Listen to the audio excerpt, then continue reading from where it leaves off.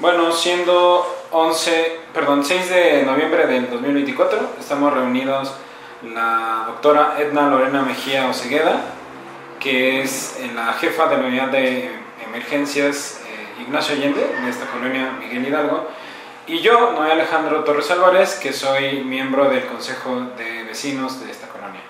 Estamos preocupados por la situación actual de los casos de dengue que se han dado en el estado y en el municipio en específico, y sabemos, por lo que hemos platicado anteriormente, que México está ocupando en este momento el primer lugar de contagios de dengue. Entonces nos acercamos justamente a usted con la intención de poder dar información verificada y verosímil a los vecinos. Entonces las siguientes preguntas van en ese sentido. La primera pregunta sería: ¿por qué hay un incremento de mosquitos en esta época del año, cuando se supone ya no debería de haber? ¿Y de qué tipo son? ¿O por qué ha sido diferente a otros años con respecto a esta temporada y a los mosquitos?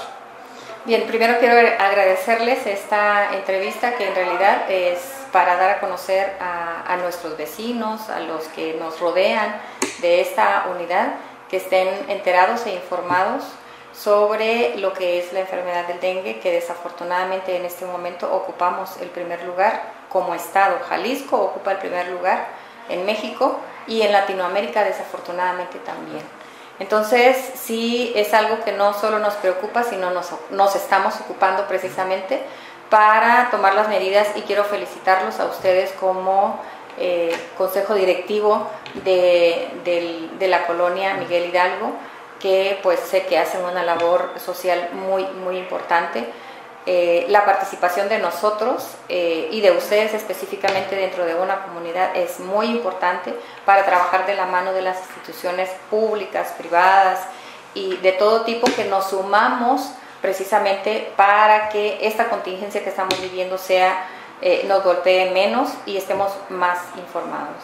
Claro. Y bien, respecto de su pregunta, que por qué tenemos elevación de dengue cuando ahorita tenemos bajas temperaturas y también no han habido lluvias ahorita en este par de semanas pasadas. Y esto se debe a el comportamiento que tiene el mosquito.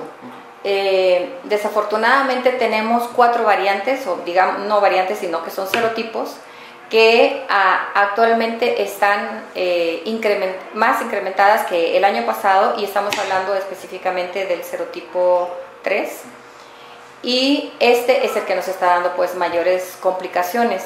El comportamiento del virus, del mosquito, que es el que transmite la enfermedad, desafortunadamente pues cada vez se ha ido adaptando inclusive a temperaturas bajas, de tal manera que estamos hablando que todo el año hemos tenido un incremento de los casos de dengue comparativamente con el 2023. Entonces, este incremento se debió precisamente a que tenemos pues este serotipo, que es el que ha hecho que los casos se hayan incrementado. Otro aspecto importante es que, si bien hemos tenido lluvias hace 2-3 semanas, la vida media del mosquito anda aproximadamente entre 3 y 4 semanas. Por lo tanto, estamos esperando y estamos viendo los casos que se han elevado, aunque no haya lluvias, casos que se han elevado porque el mosquito todavía, su vida media todavía está picándonos. Claro. y por lo tanto pues nos está transmitiendo la enfermedad, que vamos a hablar más adelante cómo se transmite también. Sí. Me gustaría preguntarle, entonces, hemos hablado de que es una contingencia, que hay varios como síntomas, etcétera. ¿Qué es el dengue y por qué hay un mayor número este año? ¿Por qué hay un mayor número de casos complicados o de enfermos que se han complicado? Ya le mencionaba que desafortunadamente tenemos un serotipo que es el que se ha identificado y al que se le atribuyen las complicaciones. Es el serotipo 3. Tiene que ver el serotipo que tenemos, que son 3, que es el 3, y también tiene que ver con la respuesta que tenemos nosotros, y eso es bien importante mencionarlo. Nuestros estilos de vida tienen que ver mucho. Si yo me cuido mi salud, pues obviamente no voy a desarrollar enfermedades crónico-degenerativas, pero si yo no me cuido, pues obviamente soy más vulnerable porque estoy agregando a una enfermedad que ya tengo otra enfermedad, una enfermedad viral, y por lo tanto mi respuesta inmunológica no es la más adecuada. Y por lo tanto, entonces soy más susceptible a que presente complicaciones o que una persona que a lo mejor es una persona que sí se alimenta sanamente, que sí tiene cuidado de hacer algún tipo de actividad física, son personas que tienen menos riesgo de desarrollar enfermedades crónico-degenerativas y además tener una mejor respuesta ante una enfermedad como la que es el dengue. Entonces son las dos cosas, tiene que ver mucho el serotipo que tenemos y aparte la respuesta de cada persona. En ese sentido también me gustaría preguntarle, ¿qué otras enfermedades se han relacionado con el dengue para que aumente el riesgo en las personas que se contagian? Es bien importante mencionar que las personas que ya tuvieron dengue, porque dicen, bueno, a mí ¿por qué me va a repetir el dengue o por qué me va a dar otra vez? Si ya tengo, digamos, defensas que ya creé contra ese serotipo, pues resulta que el serotipo 3 no lo teníamos el año pasado. Entonces, quienes tuvieron dengue el año pasado y ahora les vuelve a dar y les pica el serotipo, desafortunadamente el serotipo 3, entonces tienen más riesgo de desarrollarlo. Entonces podemos tener, son 4 serotipos, y entonces podemos tener defensas contra el serotipo 1 y el serotipo 2, pero no tenemos defensas contra el serotipo 3 ni el serotipo 4, sino que desafortunadamente la reacción del organismo es que estas defensas, en lugar de atacar el virus, lo que hacen es como facilitar para que entre a nuestras células, se repliquen y entonces causar una mayor respuesta inmunológica. Entonces sí es importante que sepamos esto y que también si tenemos una enfermedad crónico-degenerativa, que puede ser hipertensión, diabetes, cualquier otra enfermedad, puede ser una enfermedad cardiovascular, puede ser enfermedades pulmonares, renales, enfermedades hepáticas o del hígado, de cualquier tipo de enfermedad, o inclusive si estamos siendo tratados con anticoagulantes, por ejemplo, en algunos casos de algunas enfermedades, somos más susceptibles porque precisamente lo que hace este virus es atacar las células que son nuestra defensa precisamente, y también afectan el hígado, que es donde nosotros tenemos la respuesta para tener una coagulación adecuada. Entonces, como se afecta todo este sistema que normalmente tenemos como respuesta de nuestro organismo, entonces cuando está alterada, de por sí la tenemos alterada, más lo que provoca la enfermedad, pues entonces hace que seamos más vulnerables. Es muy importante mencionar también que aquí se toma en cuenta que los más vulnerables también son los niños, los adultos mayores, las mujeres embarazadas y todos los que tienen alguna otra enfermedad. Dentro de las complicaciones que se están viendo que produce este serotipo 3 es precisamente hepatitis, o sea, una inflamación del hígado, y que ese lo identificamos clínicamente por un dolor abdominal, o puede ser también una pancreatitis, que es una inflamación del páncreas, y que por eso es importante, y es un signo de alarma que vamos a hablar más adelante, el dolor abdominal, porque no sabemos identificar realmente si estamos hablando del hígado o del páncreas. Para esto también se hacen estudios de laboratorio en donde nos apoyamos para saber si están alteradas las funciones de estos dos órganos que son vitales. Claro. Entonces, en ese sentido, me gustaría que nos platicaran cuáles son los síntomas que se asocian con el dengue y sobre todo saber si con los síntomas es suficiente para diagnosticar dengue o qué más se hace también. Bien, la fiebre es de inicio súbito, arriba de 38 grados centígrados. Dolor de cabeza es casi típico, que siempre tienen dolor de cabeza, no siempre pueden tener, pero sí hay también dolor retroocular, o sea, detrás de los ojos. También pueden haber vómitos al principio, malestar general.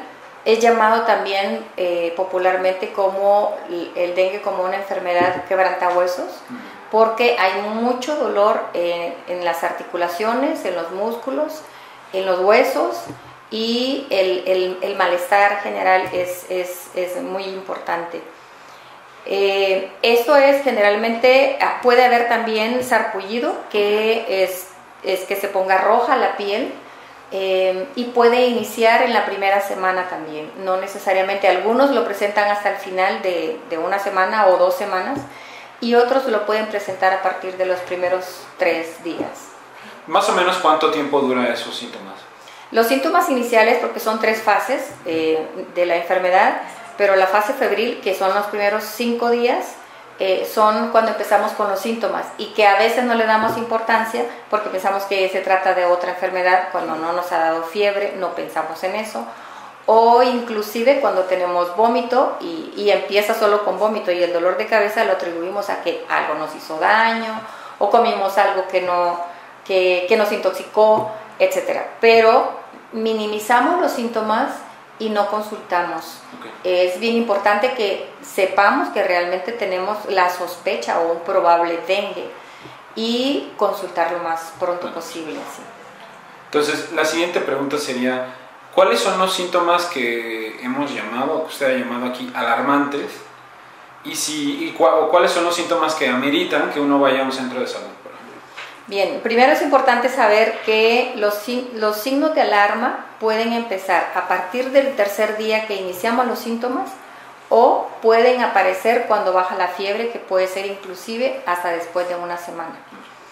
Esto es importante porque hay quienes, después de que pasa la fase febril y que viene la fase crítica, piensan que ya estamos bien y entonces nos vamos a trabajar. Si es que no estamos con un trabajo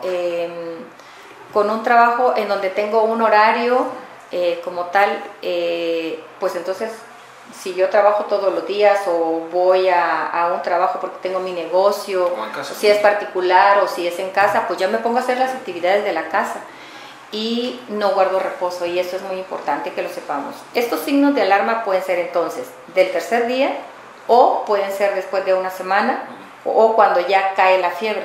Entonces es importante que estemos alertas, porque por eso se llaman signos de alarma, para que estemos muy atentos. Puede ser que la fiebre persista y que se mantenga alta, estamos hablando de 39, 40 grados, y que no baja, y que ya tengo 5 días y que no mejora esa temperatura. Puede ser también que tenga mareos, puede ser que tenga desmayos, porque obviamente ni estoy comiendo bien, ni estoy durmiendo bien, ni me estoy hidratando bien, que eso es lo elemental del tratamiento, que hablaremos también más adelante. Y algo que es importante también, los vómitos, cuando igual no toleramos, entonces por lo mismo no nos estamos alimentando bien y por lo tanto también nuestra respuesta inmunológica no es la adecuada. Otro signo de alarma es importante, el sangrado. Cuando hablamos de sangrado, hablamos de que me salió sangre de la nariz, que de las encías, perdón, puede ser de las encías. Puede ser que al orinar también salga rojo, puede ser, en el caso de las mujeres que están en edad fértil, puede ser un sangrado transvaginal y que lo atribuyamos a que es porque estoy menstruando o se me adelantó la menstruación o porque estoy en el climaterio y que a lo mejor puedo tener irregular la menstruación y lo estoy atribuyendo a eso. Esto es muy importante, que si ya tenemos la sospecha de dengue, porque estamos hablando de que ya tenemos 3 a 7 días o una semana, que si presentamos uno de estos síntomas de alarma, uno solo, tenemos que consultar de inmediato. Entonces, repitiendo, es fiebre que no se controla, que ha durado más de 5 días, vómitos, desmayo o mareo, si tenemos sangrado de cualquier tipo, y también es importante el edema que podemos tener, y cualquiera de estos debemos de consultar de inmediato. Uno tan solo que presentamos, debemos de consultar de inmediato. Okay. Entonces, ¿cuáles son los tratamientos que existen y qué recomendaciones nos puede dar? Bien, es importante que sepamos que al igual que ya tenemos desafortunadamente la mala experiencia de la pandemia del coronavirus, que igual pues ya hay antivirales a lo mejor más específicos contra esta enfermedad. Contra el dengue no hay un tratamiento específico, es un virus que todavía no tenemos. Sí existe una vacuna que todavía no ha llegado a México, existe en Sudamérica, que sí la están aplicando en algunos países, aquí no, pero no hay un tratamiento como tal para esta enfermedad como tal, para el virus. Entonces, se tienen que tomar las medidas generales. ¿Qué es lo más importante? Es reposo, pero lo más importante es hidratación. Porque como tenemos fiebres altas, estamos perdiendo líquidos. Y entonces, sí es importante que estemos reponiendo esos líquidos que estamos perdiendo. Si tenemos vómito, ya no se diga. Porque igual, a lo mejor como y vomito. Pero si no como, no vomito y entonces dejo de comer.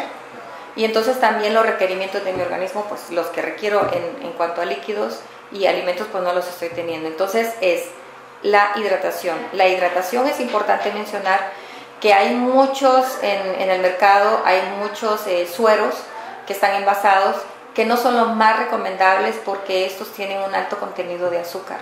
Es preferible el suero vida oral, el suero que se da en las instituciones públicas. Es mejor que sea de sobre y este se diluye nomás en 1 litro de agua y me lo estoy tomando por sorbos. Es importante porque si yo tengo náuseas, pues obviamente si yo tomo una cantidad grande de agua pues, o del suero en este caso, pues entonces lo voy a tirar. Es importante también mencionar que nos ayuda para las náuseas el que sea frío. Si lo ponemos al refrigerador y pues estarlo tomando frío nos ayuda para disminuir las náuseas, esto es importante también. Y los cuidados es alguien que no mencioné respecto a las personas que son más vulnerables, también es de riesgo una persona que vive sola, sea una persona joven o sea una persona adulta, porque cuando nos sentimos tan mal que nos tiramos a la cama, y nos olvidamos de todo, y nos olvidamos de comer, y nos olvidamos de estarnos hidratando. Por eso requerimos de alguien, de un cuidador, que sea un familiar, un amigo o alguien cercano, para que nos esté apoyando pues y vigilando la temperatura, bajarla y también el estar hidratando principalmente al paciente. El control de la temperatura es importante. Siempre debemos de tener en casa un termómetro, siempre debemos de tener algo con que tomarnos la presión arterial, porque si la presión arterial ha bajado, que nosotros ni siquiera nos damos cuenta, es un signo de alarma, pero es muy, muy de alarma. Entonces, si podemos conseguir, si no lo tenemos nosotros para tomarnos la presión arterial, pero podemos acudir o alguien nos puede tomar la presión arterial, es muy importante, porque si estamos perdiendo líquidos, pues entonces podemos estar bajando la presión arterial y entonces tener obviamente un shock hipovolémico, que es una complicación también de esto. Los alimentos deben de ser obviamente los que tolere el paciente, pero deben de ser también en pequeñas cantidades, de tal manera porque no va a querer que le sirvamos un plato bien servido si no tiene apetito, porque los primeros días pues nos sentimos tan mal pues que no queremos comer. Entonces es importante que la comida sea, de preferencia que no sea procesada, que no sean alimentos con altos contenidos de azúcar, que eso lo que nos hacen es secuestrar más el líquido hacia adentro y que no nos ayuda pues. Entonces lo menos posible consumir alimentos ricos en azúcar, hay que quitarlos de nuestra alimentación en esos días y comer lo más sano que ya sabemos, ¿no?